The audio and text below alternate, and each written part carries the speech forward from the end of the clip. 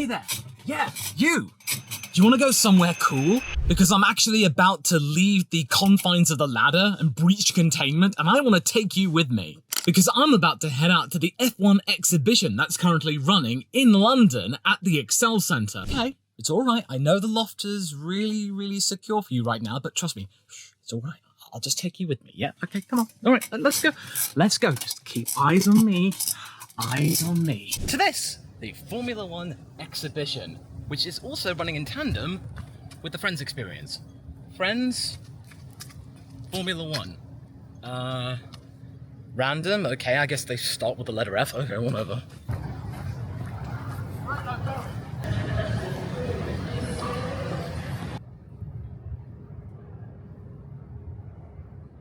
I find it a little bit surreal that you have to make a choice when you enter the building.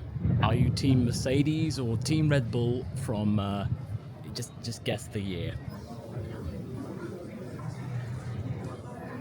Good book, by the way. Dog toy? That's amazing. If there's anything I need to get from here, I mean, come on, you gotta get one of these. Walking up some stairs. Although admittedly, it's not quite the same as the ladder. I feel very naked for some reason.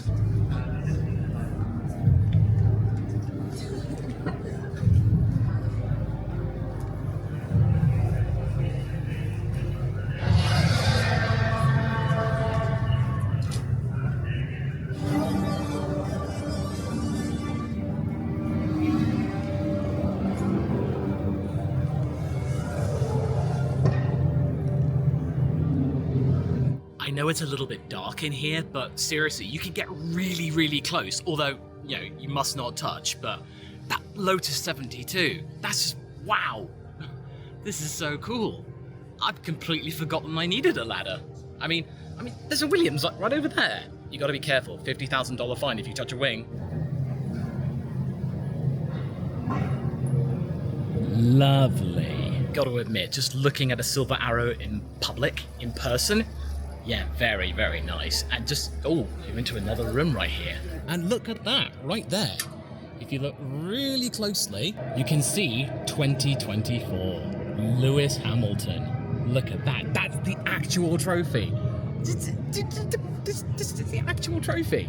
This is authentic stuff. I mean, wow. I mean, it makes perfect sense to start off with Silverstone. It's not about British bias or anything, but this was where the first F1 race took place. Crash structures, very lovely.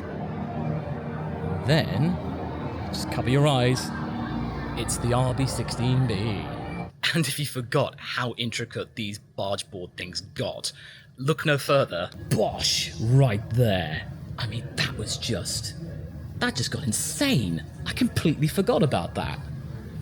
Just wow. And I have to admit, being this close to matte paint, it does look nice. Have a look at a power unit right here. Oh, what specifically? It's none other than the M10. So it's the Mercedes power unit from the 2019 era. And you've just got to appreciate the intricacies of it all. Just lovely. Absolutely lovely. Look at that. Well, the battery, the battery not so much, but this. Oh. Just to appreciate the scale of the tyres right here. These are the 18 inches. I've not seen these in public before, but that is my hand, and that's the tyre. And it's a little bit weird that they don't call it, soft, medium, hard. It's white tyre, yellow tyre. But hey, this is always nice to pronounce. The Pirelli Cinturato. If you really want to have a good understanding that there is pretty much something for everybody, then look no further than this bit. You want some dampeners? You want some torsion bars? You want some brakes, your pedals, brake discs, calipers, suspension?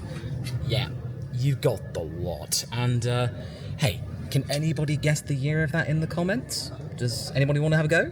It's Paya, might be McLaren, but I'm not too sure. But yeah, you can get pretty close. And, if you're not quite sure, it does tell you right here. You even get to see the Formula One trophy right here.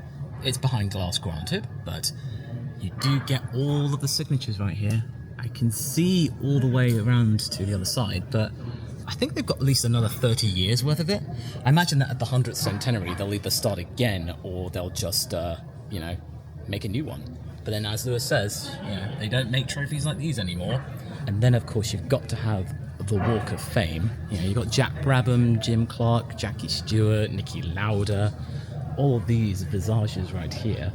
Just a nice little walk. And it even includes Fernando Alonso as well, and Lewis Hamilton. So I'm guessing this next one's for Max Verstappen, maybe?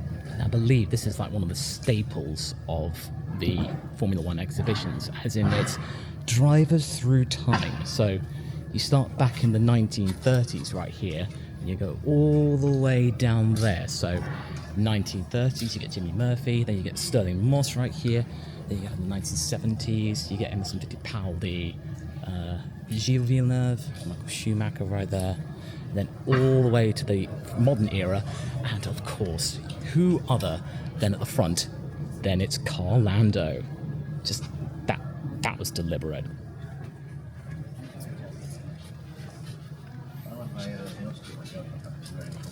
Just having a look at all these different examples, more race suits over here. I mean, you got to take a look at this. Like, you got Alan Prost right here.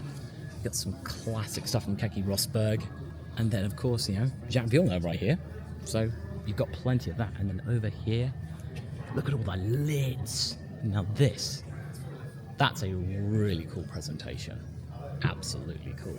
Some of them are even signed, like Nick Hackman's right here. This Ricardo lid in particular was really underrated. I really liked it when it came out. Gotta give this a go.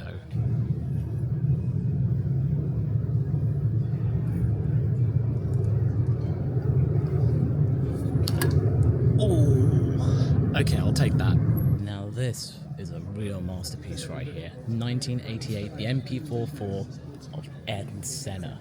Now this is just absolutely lovely. It's a lot redder in person, but I think this is like the last of the era before they actually had the proper conventional airboxes. But one thing you just don't appreciate is just how fat these tyres are. These are crazy. And it's a lot more sophisticated than you give it credit for, because if you just look at the way it goes back toward the rear diffuser, yeah, there's a bit of a lip. That's really cool. But it's just, they're just so raw. And if you think not much goes on at the back of the 1980s McLaren, then you'd be wrong. There's a lot going on here, so just look down here. Just absolutely special. Just the details right here. That classic red light, proper filament, and then just, you can really get close to this, so just right all the way into here. Just be careful not to touch anything badly, but yeah. Just the details of it. Can you tell I'm really excited at the moment? I don't think the onboards of the time really give it credit as to how sophisticated they can be. It's just wild. And then just over here, I mean, have a look at this. Yeah, now we get to the 2018 machinery. So this is like 30 years later. This is 2018, and that's 1988. So that is just really special. But personally, I prefer the W10, honestly, in terms of livery. They got it perfect, but this one is still pretty good. So you just see all the details right here. It's a lot flatter, and wow, that surface is like a lot bigger than I remember. That's wild, but the airboxes as well. It's just scale, you know? You don't really get that when you watch it on the TV. Just the scale of everything. And just, you know, those tyres that we had a look at earlier? These smaller, you just can't really tell. It's just lovely. You just get sort of close to it as well. Like, it's almost like you're on the grid or something. Nice. You really get a good sense about what you can expect from this place, because it's not just like the surface level stuff of, oh look, there's a car, and oh look, there's a helmet. You actually get to understand the principles of engines and ground effect, because it's very much a buzzword. Because right here, we actually have a look at the very first car, the Lotus of 1978, I believe. This is one of the channels that then made sure that ground effect would actually work. The skirts, as you can tell, the skirts that would run down. It's not quite as modern as it was before, but hey, it worked in the 70s, so why not? And then just the evolution of rear wings. So that's what it was. And just look how long the pylons are. That's really crazy. And as you say, late 60s and all that stuff. Then you just got the evolution bit right there. So this was from the 70s, 1979 actually. So there you go. You don't have to memorize everything off by heart. But then you go towards these and the late 2010s. That's just...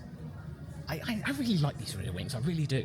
Because you just see how pointy they are. Just the point. And again, you gotta be careful. $50,000 fine. I really like this place. You don't, again, realise the scale until you're in person. That's from the 2000s.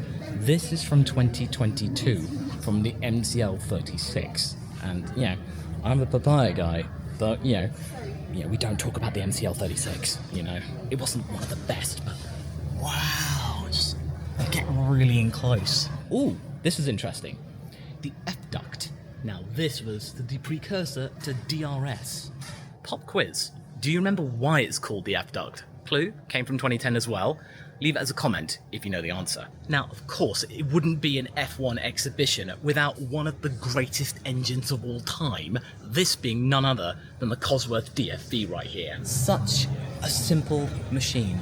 A 3-litre engine, this is one of the most successful engines throughout F1's entire history. And it just looks so straightforward, but it's a beast. It's won so many races, and you just appreciate the design. Like, look at that. Wow. And then, obviously, naturally, in the back of the Lotus. And this is the original press release from circa 1970. Ooh, very nice. And just, nice bit of metal. And then, of course, the Lotus ending with the nose cone. I think this is the 49. You know, one of these days, if I had a dream garage or something like that, I need a Lotus Elise in that. I absolutely do. That, and an Alpine A110, an Ariel Atom, of course. I've driven one, it's really nice, but Lotus cars, man, there's just something special about them. For those of you curious, Caterham does get a look in.